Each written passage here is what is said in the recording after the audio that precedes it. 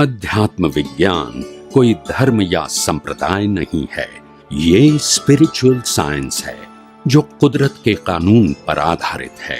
ये विज्ञान पूरे ब्रह्मांड के सभी रहस्यों को उजागर करता है और जीवन के सभी पहलुओं को समझने के लिए एक नई दृष्टि देता है।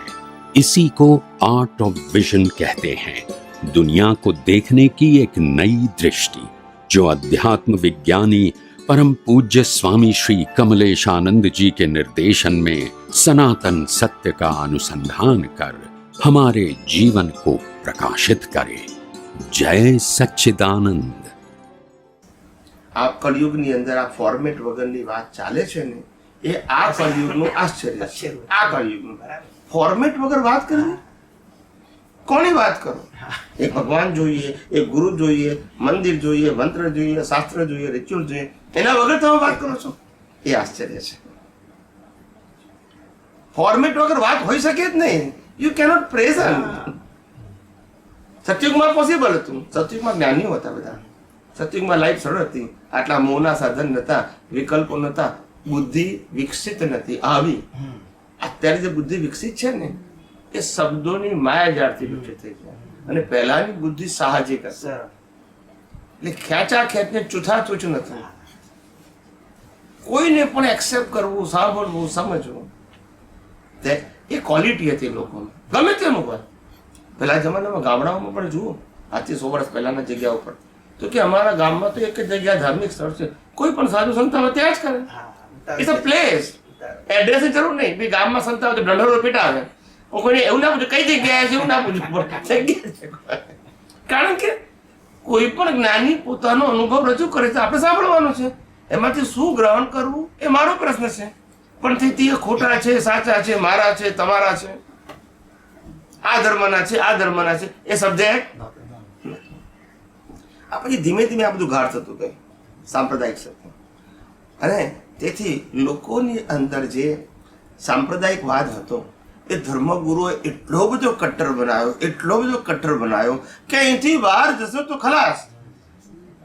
દરેક ધર્મની વાત કરું છું, અને એટલે લોકો પછી કુવામાંના દેડકાની જેમ આગળ આપણે જાણીએ છીએ એનાથી બહાર શું છે એ વિચારવાનો સ્કોપ જ ના આપ્યો। જો તમે બહાર જશો તો પડી જશો, નરગતિમાં જશો, ઠેકાણું રહેશે નહીં, એટલું બધું ભય। અને હું આધ્યાત્મ વિજ્ઞાનના કહું છું કે મુક્તિનો માર્ગ જો ભયવાળો હોય તો એ મુક્તિનો માર્ગ જ નથી।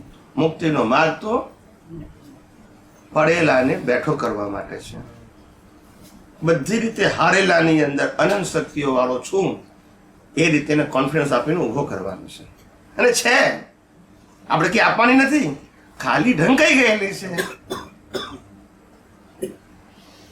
હું કશું નથી એવું ના બોલ, તું જ સર્વસ્વ છું, પણ આત્મા તરીકે, દેહ તરીકે, દેહ પાસે હોય કે ના હોય। રામ પણ વનવાસમાં ભિખારી જ હતા, પાંડવો ભિખારી હતા, યસ કે નો? ભગવાન મહાવીર 42 વર્ષ ભિખારી હતા, દીક્ષા લીધા પછી ક્યારે કોઈના ઘરમાં નથી ગયા, તો એ દુઃખની સુખ દુઃખની વાત નથી, એ બધી સુખ દુઃખની વાત નથી, સમજાય છે? પ્રશ્ન એ હતો જ્ઞાન, પ્રશ્ન ભૌતિકતા હતી જ નહીં, નહીતર આપણે રામને અને આ પાંડવોને મિઝરેબલ કહેવા પડે। આટલા વર્ષો વનવાસમાં રહેવાનું, ખાવાનું નહીં, પીવાનું નહીં, કપડાં નહીં, ઘર નહીં, છુપાવવાનું, કોઈ ઓળખે નહીં। તમે વિચાર કરો, અત્યારે કોઈને કઈ તમે મહિના માટે બહાર જતા રહો, કોઈના ઘરમાં રહેવાનું નહીં, ખાવાનું નહીં, પીવાનું નહીં, ફર્યા કરો, કેવું લાગે? ડિપ્રેશન। અને આ તો શહેર છે, એ તો જંગલમાં, એ તો કોઈ ખાવાય આપે તો ખાવાય ના આપે કોઈ, કેવી પરિસ્થિતિ, પણ છતાં એને મિઝરેબલ નથી કહેતી। અને really speaking they enjoy his life. કુદરત સાથેની જે સાહજિકતા છે, you cannot compare with the મહેલ્સ એન્ડ મટીરિયલ। આ મહેલ ને મટીરિયલ સાથે કુદરતની જે બ્યુટી છે અને કુદરતની જે સાહજિકતા છે, you cannot compare, no match. ખ્યાલ આવે? તમે જુઓ, એક એક્ઝામ્પલ આપું છું કે લગ્ન પ્રસંગ હોય કે આપણો સામાજિક મોટો પ્રસંગ હોય, બર્થડે, ને આપણે જે હાલના કાળમાં જે તૈયાર થઈને જઈએ છીએ, પ્રિપેરેશન કરીને, મેકઅપથી મળીને બધું, એ બધું પણ એ લોકો માટે ટેન્શનેબલ છે. કેવું છે? પણ કરવું પડે છે. ઇટ્સ અ પ્રેઝન્ટેશન, પણ it is not matter of happiness. કારણ કે આટલું બધું તૈયાર થઈને જાય, પ્રસંગમાં જાય, ઘેર આવે, નોર્મલ થાય, પછી કે ઇટ્સ અ પ્રૂવ ધેટ કે આ ક્રિએશન છે. It is not a normal and natural. દરેક વ્યક્તિ માટે એ સાબિત થાય છે. નેચરાલિટી જે છે ને, ઇટ્સ અ વન્ડર. એને તમારે રિયલાઇઝ કરવાની છે. આ આર્ટિફિશિયલ અને એટિકેટ વસ્તુ માણસને સહજ થવા દેતો નથી. સહજ નથી થવા દેતો. અને સહજ તારે થવાય જેટલા તમે નેચરલને ઓબ્ઝર્વ કરો. આ રિલેટિવ સત્યને જેટલું ઓબ્ઝર્વ કરશો ને એટલા ફેલ થશો. આમાં ઊંડા ઉતરવા જેવું નથી. સેપરેટ રહો, ઓબ્ઝર્વ કરીને સેપરેટ રહો તો વાંધો નથી. ઊંડા ના ઉતરશો, નો કેલ્ક્યુલેશન. રિલેટિવ સત્યને ટચ ના કરો, ઇન્વોલ્વ ના થાવ, કાઉન્ટ ના કરો, ગુડ બેડ ના આપો. એનાથી શું રહો? સેપરેટ. એન્ટર જ નહીં થવાનું. એની વેલ્યુ 0 હતી, 0 છે અને 0 તમે જેટલી કરશો એટલો માર ખાવાનો છે. બોલતા નથી. છે કુદરતનું અને તમે કમારું છે. આ તમને વાપરવા આપ્યું છે કે કાયમ માટે આપ્યું છે? આ બોડી પણ થઈ જાય છે, માર ના ખાવો પડે. છે કુદરતનું ને માલિક તમે. You are the user but never owner. You are doing acting but not doer. તમે એક્ટિંગ કરો છો પણ તમે doer. You are the puppet. કુદરત કરાવે છે એમ કરવું પડે છે. તમારી પાસે તો શ્વાસ લેવાની પણ ફ્રીડમ કુદરતે. તમે બીજું તમારી મરજીથી શું કરી શકવાના છો? તમે જે કંઈ કરશો depend on circumstances, and circumstances are given by the law of nature as per your previous birth cause. So that is science. તમારું તારું ક્યાં આવ્યું? હું કરી શકું તમે. એટલે ક્રિયાને આટલું બધું ઇમ્પોર્ટન્ટ, મટીરિયલને આટલું બધું ઇમ્પોર્ટન્ટ, રિલેશનને આટલું બધું ઇમ્પોર્ટન્ટ શું કામ આપો છો? I am talking about the vision. I am not talking about the speech and action. Speech અને એક્શન એ કુદરતી રચના છે, પણ વિઝનમાં ના હોવું જોઈએ. I am talking about the vision. Spiritual science is a art of માં તમારે શું બોલવું, શું વિચારવું, શું કરવું એ આધ્યાત્મ વિજ્ઞાનનો વિષય નથી. You are the only observer. એટલે મન વચન કાયા ને શું કરવું એ મારો વિષય નથી. પણ મન વચન કાયામાં ઊંડા ન ઉતરવું એ મારે તમને કહેવું પડે. કારણ કે એની વેલ્યુ 0 છે.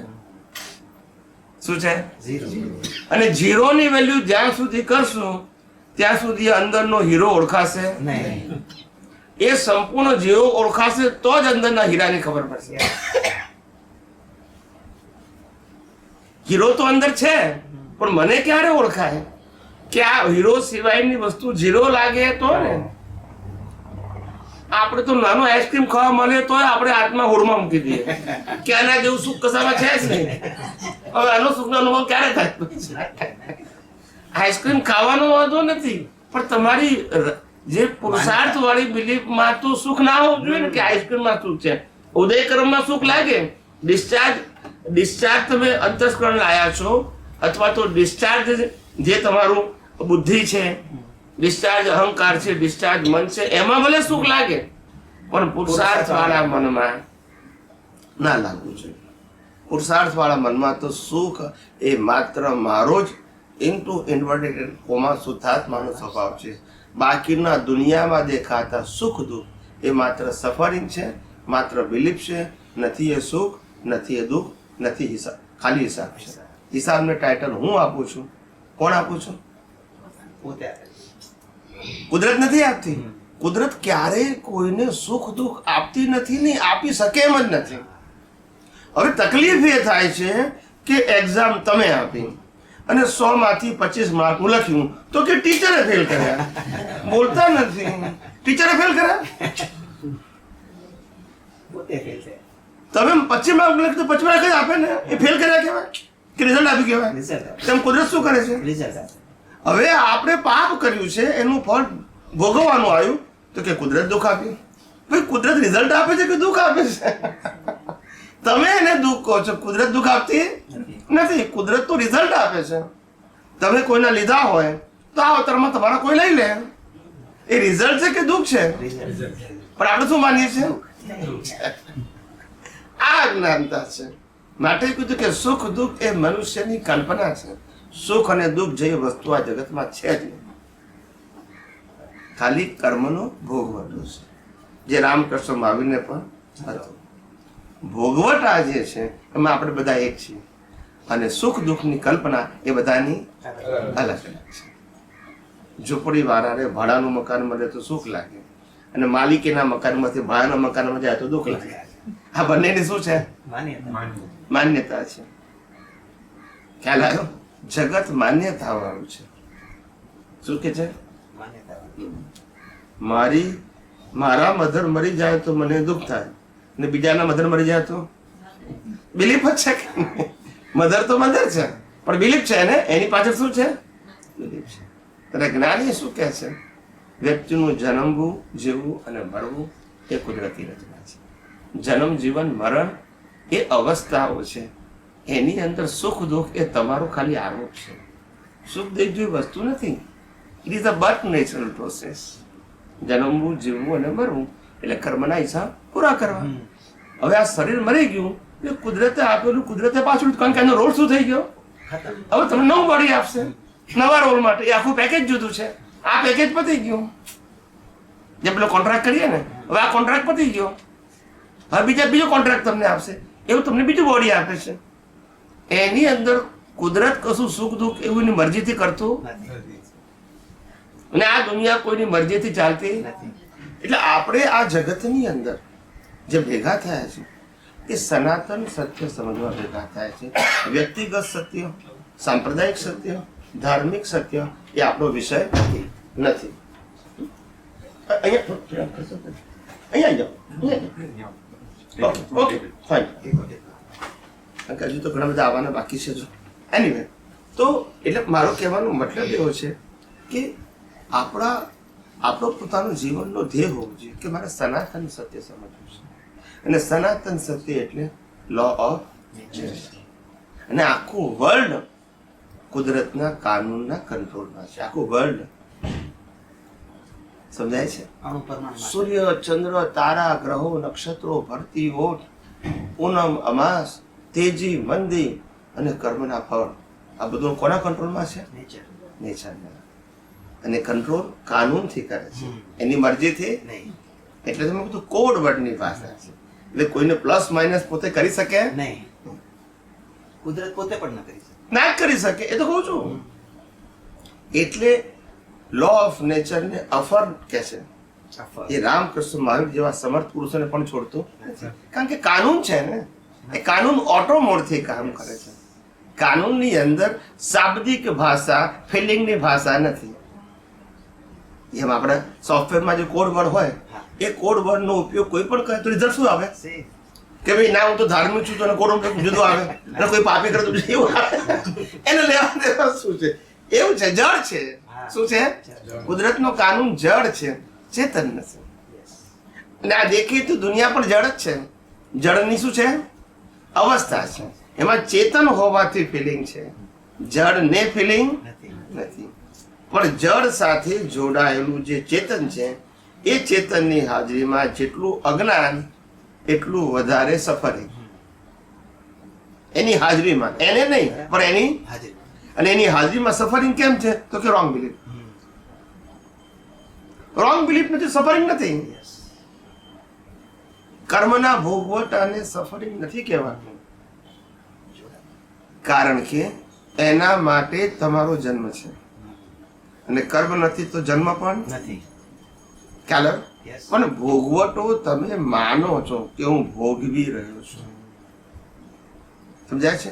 ખરેખર બધા જ સંજોગો કુદરત આપે છે ભોગવવા માટેના. હવા, પાણી, ખોરાક પણ કુદરત આપે. સાધન, સંપત્તિ, સત્તા, સંબંધો પણ કુદરત આપે. આપે પણ ખરા ને લઈ પણ લે. કારણ કે આપે છે ને હિસાબ પૂરતા. હિસાબ પતે એટલે હિસાબ શરૂ થાય મા બાપનો એટલે જન્મ થાય, પતે એટલે મા બાપે જાય ને આપણે જવાનું. એમાં દુઃખ જેવું શું છે? પણ દુઃખ જેવું છે તમારી રોંગ બિલીફની ફિલિંગ. મારું હતું ને જતું રહ્યું. વ્યક્તિ કો કે સાધન કો, પણ કુદરતનો ક્રમ જ છે. કેટલો સુંદર કુદરતનો કાનૂન છે કે when you are Born in this universe તો તમારે કશું લાવવાનું નહીં. વેન યુ ડાય તો લઈ જવાનું નહીં. કેમ? તો કે છે તમને હું સફરિંગ માટે આપું છું, ઓનરશિપ માટે અને પાપ પુણ્યને કારણે. જેટલું પુણ્ય એટલું સફરિંગ લાવવું, જેટલું પાપ એટલું દુઃખ લાવવું. પણ એ તમારું અને લઈ જવાનું પણ એ રિઝલ્ટ રૂપે ફિનિશ કરવા માટે આપું છું. માટે આપણે ઓબ્ઝર્વર તરીકે બાયપાસ થતું જોવાનું છે. હું ભોગવી રહ્યો એવું નહીં. આ ભોગવટો શું થઈ રહ્યો છે?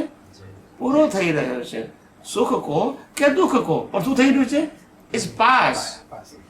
આવી રહ્યું નથી, જઈ રહ્યું.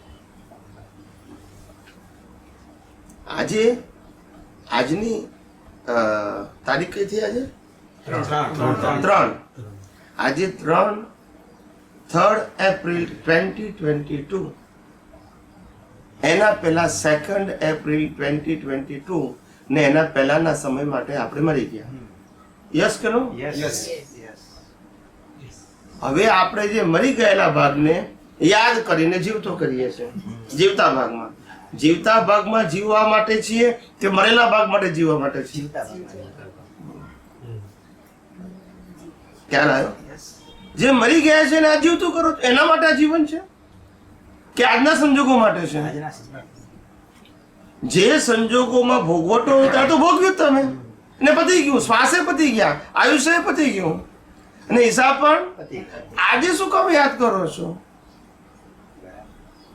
અને હું તમને ચોખ્ખું કહું છું, આખા વિશ્વના લોકો આ જ્ઞાન અથવા વિજ્ઞાન નથી સમજી શકતા. એનું એક જ કારણ છે ભય. ડર. પછી સામાજિક ડર હોય, ધાર્મિક ડર હોય કે કોઈ પણ પ્રકારનો ડર હોય. ડર શેના માટે? હું ચેતન અવિનાશી છું.